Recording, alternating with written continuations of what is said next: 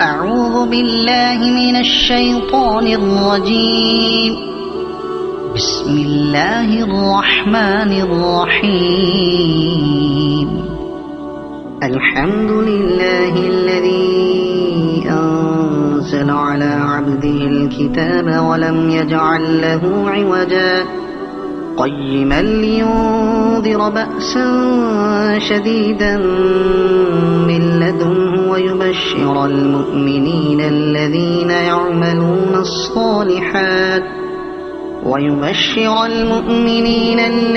يعملون الصالحات أن لهم أجرا حسنا ماكثين فيه أبدا وينذر الذين قالوا اتخذ الله ولدا ما لهم به من علم ولا لآبائهم كبرت كلمة تخرج من أفواههم إن يقولون إلا كذبا فلعلك باخع نفسك على آثارهم إن لم يؤمنوا بهذا الحديث أسفا إنا جعلنا ما على الأرض زينة لها لنبلوهم أيهم أحسن عملا وإنا لجاعلون ما عليها صعيدا جرزا أم حسبت أن أصحاب الكهف والرقيم كانوا من آياتنا عجبا إذ أوى الفتية إلى الكهف فقالوا ربنا آتنا من لدنك رحمة وهيئ لنا من أمرنا رشدا فضربنا على آذانهم في الكهف سنين عددا ثم بعثناهم لنعلم أي الحزبين أحصى لما لبثوا أمدا نحن نقص عليك نبأهم بالحق إنهم فتية آمنوا بربهم وزدناهم هدى وربطنا على قلوبهم إذ قاموا فقالوا ربنا رب السماوات والأرض لن ندعو من دونه إلها لقد قلنا إذا شططا هؤلاء قومنا اتخذوا من دونه آلهة لولا يأتون عليهم بسلطان بين فمن أظلم ممن افترى على الله كذبا وإذ اعتزلتموهم وما يعبدون إلا الله فأووا إلى الكهف ينشر لكم ربكم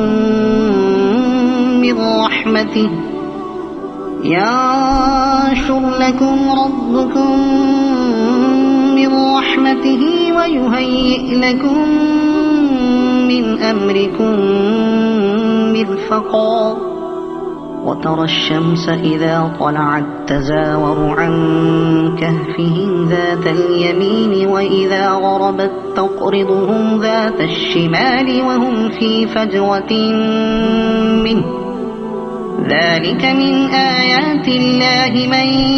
يهد الله فهو المهتد ومن يضلل فلن تجد له وليا مرشدا وتحسبهم أيقاظا وهم رقود ونقلبهم ذات اليمين وذات الشمال وكلبهم باسط ذراعيه بالوصيد لو اطلعت عليهم لوليت منهم فرارا ولملئت منهم رعبا وكذلك بعثناهم ليتساءلوا بينهم قال قائل منهم كم لبثتم قالوا لبثنا يوما أو بعض يوم قالوا ربكم أعلم بما لبثتم فابعثوا أحدكم بورقكم هذه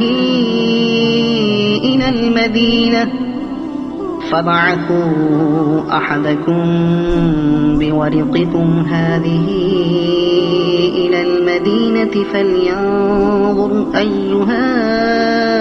أزكى طعاما فليأتكم برزق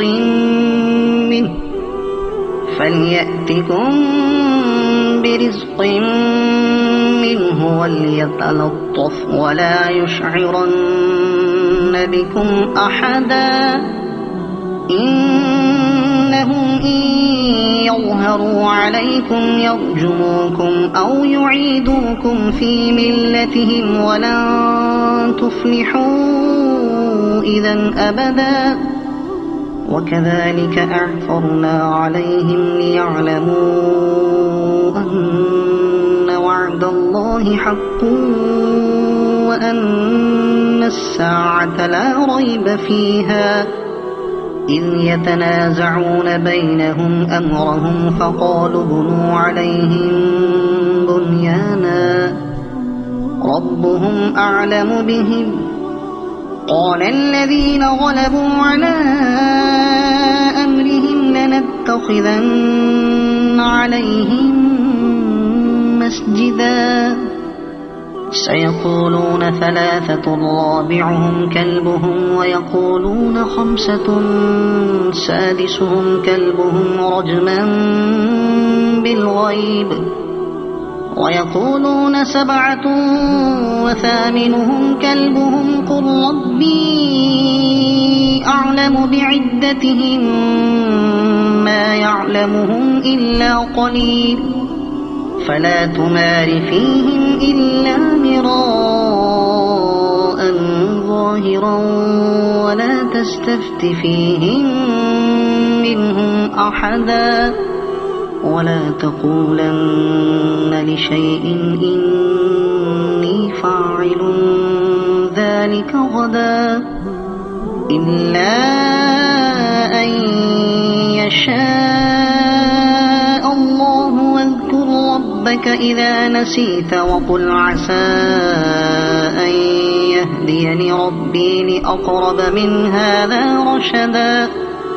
ولبثوا في كهفهم 300 سنين وازدادوا 9 قل الله أعلم بما لبثوا له غيب السماوات والأرض أبصر به وأسمع ما لهم من دونه من ولي ولا يشرك في حكمه أحدا واتل ما أوحي إليك من كتاب ربك لا مبدل لكلماته ولن تجد من دونه ملتحدا واصبر نفسك مع الذين يدعون ربهم بالغداة والعشي يريدون وجهه ولا تعد عيناك عنهم تريد زينة الحياة الدنيا ولا تطع من أغفلنا قلبه عن ذكرنا واتبع هواه وكان أمره فرطا وقل الحق من ربكم فمن شاء فليؤمن ومن شاء فليكفر إنا أعتدنا للظالمين نارا أحاط بهم سرادقها وإن يستغيثوا يغاثوا كالمهل يشوي الوجوه بئس بئس الشراب وساءت مرتفقا إن الذين آمنوا وعملوا الصالحات إنا لا نضيع أجر من أحسن عملا أولئك لهم جنات عدن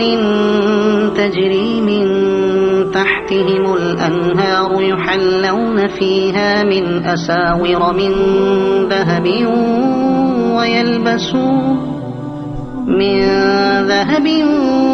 ويلبسون ثيابا خضرا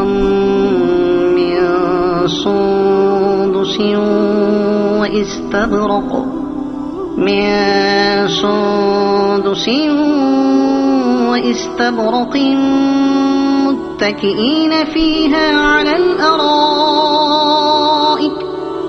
واستبرق متكئين فيها على الأرائك نعم الثواب وحسنت مرتفقا واضرب لهم مثل الرجلين جعلنا لأحدهما جنتين من أعناب وحففناهما بنخل وجعلنا بينهما زرعا كلتا الجنتين آتت أكلها ولم تظلم منه شيئا وفجرنا خلالهما نهرا وكان له ثمر فقال لصاحبه وهو يحاوره أنا أكثر منك مالا وأعز نفرا ودخل جنته وهو ظالم لنفسه قال ما أظن أن تبيد هذه أبدا وما أظن الساعة قائمة ولئن رددت إلى ربي لأجدن خيرا منها منقلبا قال له صاحبه وهو يحاوره أكفرت بالذي خلقك من تراب ثم من نطفة ثم سواك رجلا لكن هو الله ربي ولا أشرك بربي أحدا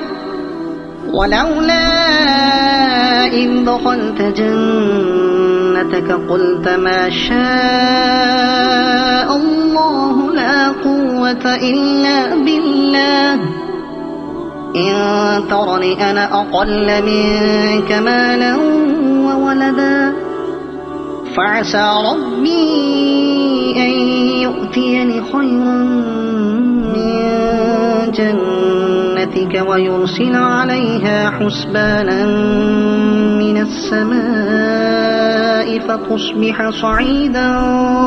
زلقا أو يصبح ماؤها غورا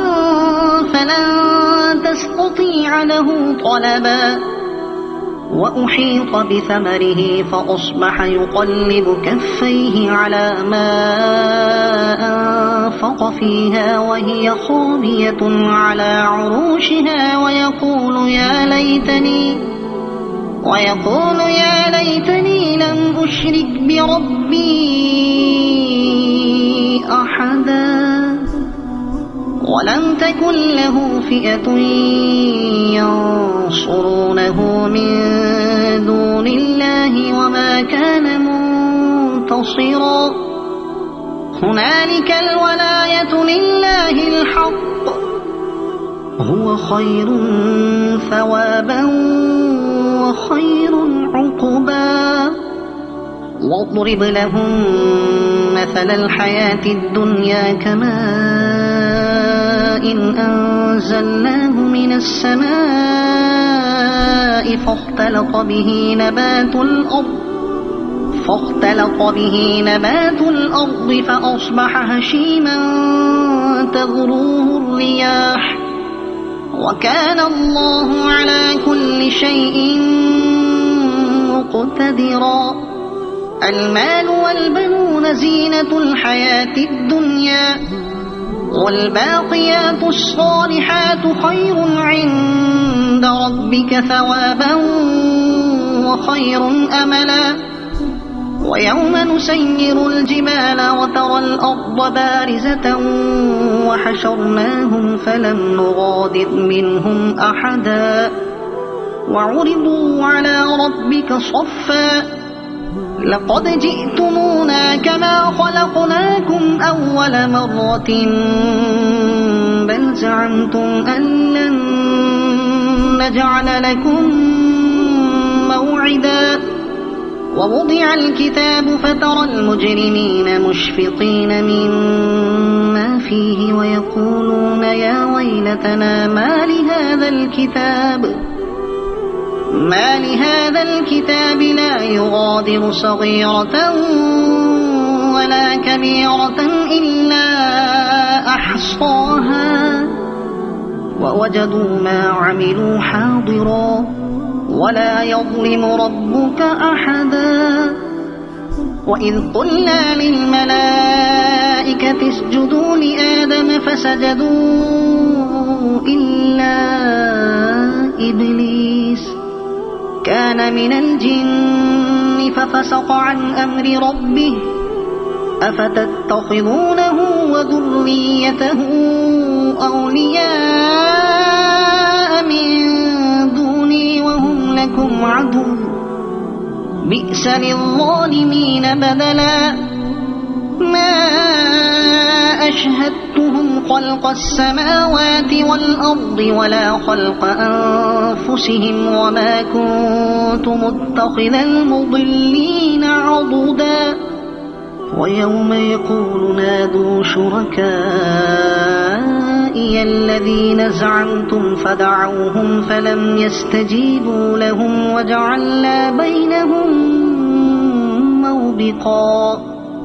ورأى المجرمون النار فظنوا أنهم واقعوها ولم يجدوا عنها مصرفا.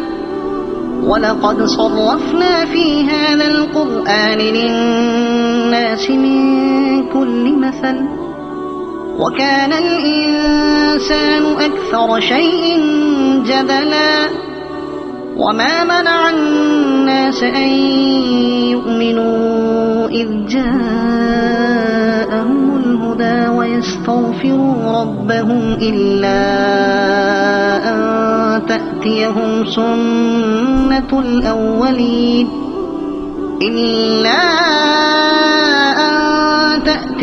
سنة الأولين أو يأتيهم العذاب قبلا.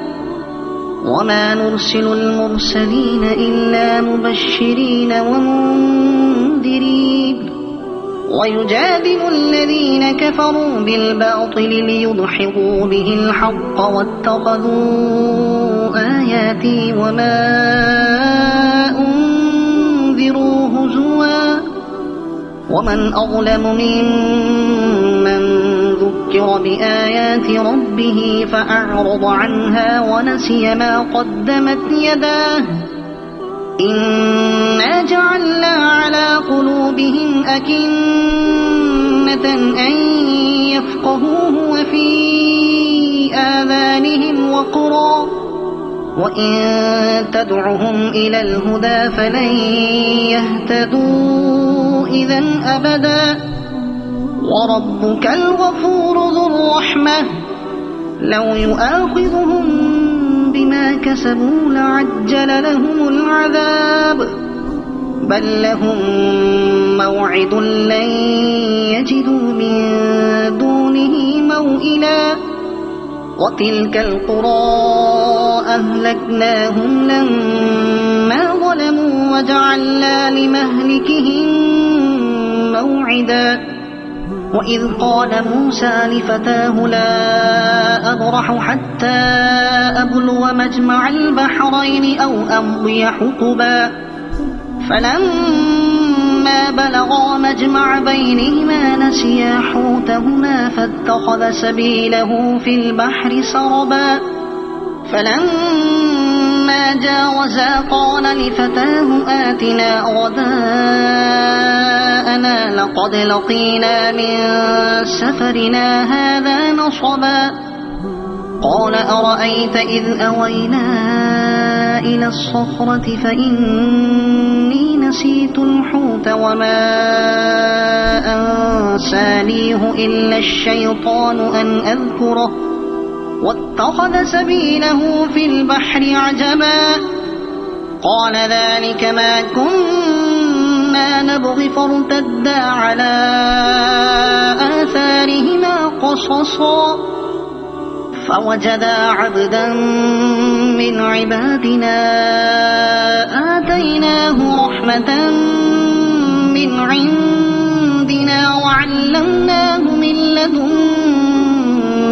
علما قال له موسى هل أتبعك على أن تعلمني مما علمت رشدا قال إنك لن تستطيع معي صبرا وكيف تصبر على ما لم تحط به خبرا قال ستجدني إن شاء الله صابرا ولا أعصي لك أمرا قال فإن اتبعتني فلا تسألني عن شيء حتى أحدث لك منه ذكرا فانطلقا حتى إذا ركبا في السفينة خرقها قال أخرقتها لتغرق أهلها لقد جئت شيئا إمرا قال ألم أقل إنك لن تستطيع معي صبرا قال لا تؤاخذني بما نسيت ولا ترهقني من أمري عسرا فانطلقا حتى إذا لقيا غلاما فقتله قال أقتلت نفسا زكية بغير نفس لقد جئت شيئا نكرا قال ألم أقل لك إنك لن تستطيع معي صبرا قال إن سألتك عن شيء بعدها فلا تصاحبني قد بلغت من لدني عذرا فانطلقا حتى إذا أتيا أهل قرية استطعما أهلها فأبوا أن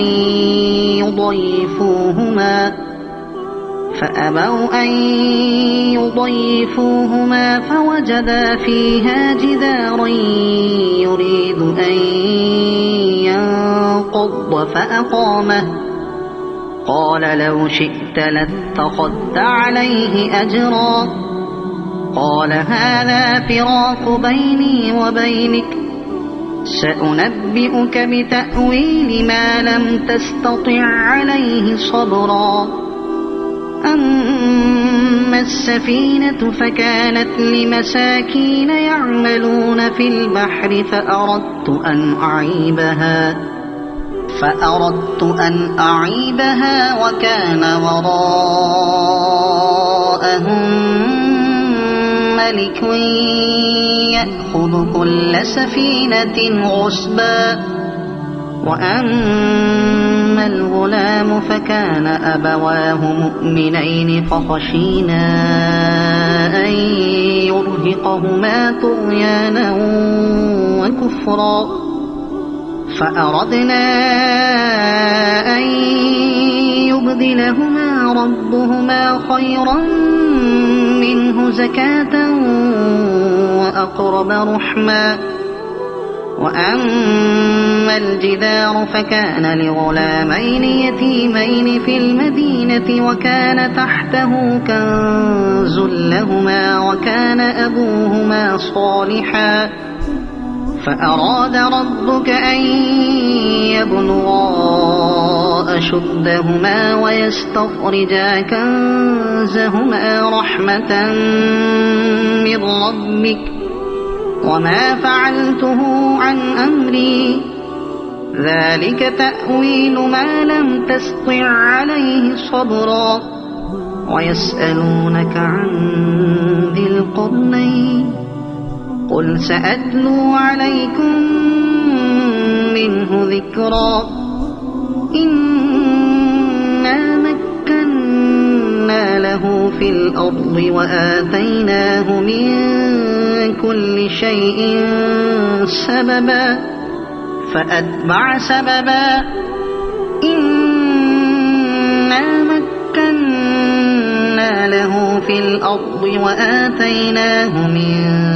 كل شيء سببا فأتبع سببا حتى إذا بلغ مغرب الشمس وجدها تغرب في عين حمئة ووجد عندها قوما قلنا يا ذا القرنين إما أن تعذب وإما أن تتخذ فيهم حسنا. قال أما من ظلم فسوف نعذبه ثم يرد إلى ربه فيعذبه عذابا نكرا. وأما من آمن وعمل صالحا فله جزاء الحسنى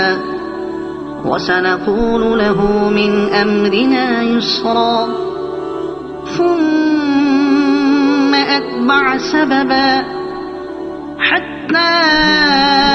إذا بلغ مطلع الشمس وجدها تطلع على قوم لم نجعل لهم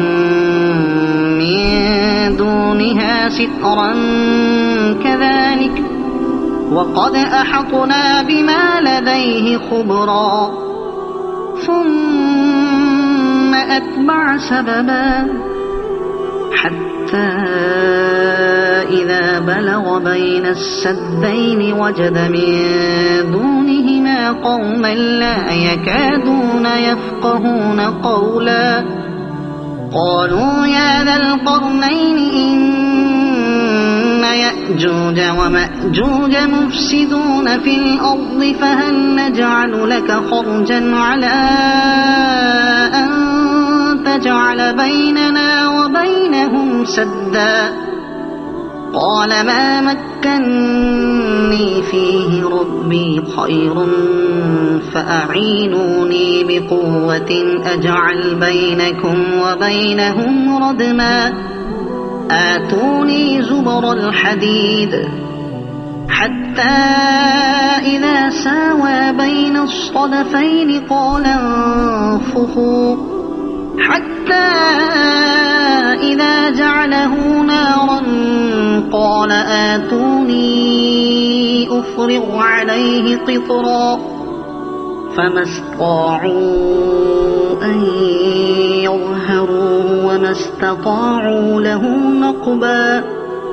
قال هذا رحمة من ربي فإذا جاء وعد ربي جعله دكاء وكان وعد ربي حقا. وتركنا بعضهم يومئذ يموج في بعض ونفخ في الصور فجمعناهم جمعا. وعرضنا جهنم يومئذ للكافرين عرضا. الذين كانت أعينهم في غطاء عن ذكري وكانوا لا يستطيعون سمعا أفحسب الذين كفروا أن يتخذوا عبادي من دوني أولياء إنا أعتدنا جهنم للكافرين نزلا قل هل ننبئكم بالأخسرين أعمالا الذين ضل سعيهم في الحياة الدنيا وهم يحسبون أنهم يحسنون صنعا أولئك الذين كفروا بآيات ربهم ولقائه فحبطت أعمالهم فلا نقيم لهم يوم القيامة وزنا ذلك جزاؤهم جهنم بما كفروا واتخذوا آياتي ورسلي هزوا إن الذين آمنوا وعملوا الصالحات كانت لهم جنات الفردوس نزلا خالدين فيها لا يبغون عنها حولا قل لو كان البحر مدادا لكلمات ربي لنفد البحر قبل أن تنفد كلمات ربي ولو جئنا بمثله مددا قل إنما أنا بشر مثلكم يوحى إلي أنما إلهكم إله واحد فمن كان يرجو لقاء ربه فليعمل عملا صالحا ولا يشرك بعبادة ربه أحدا صدق الله العظيم.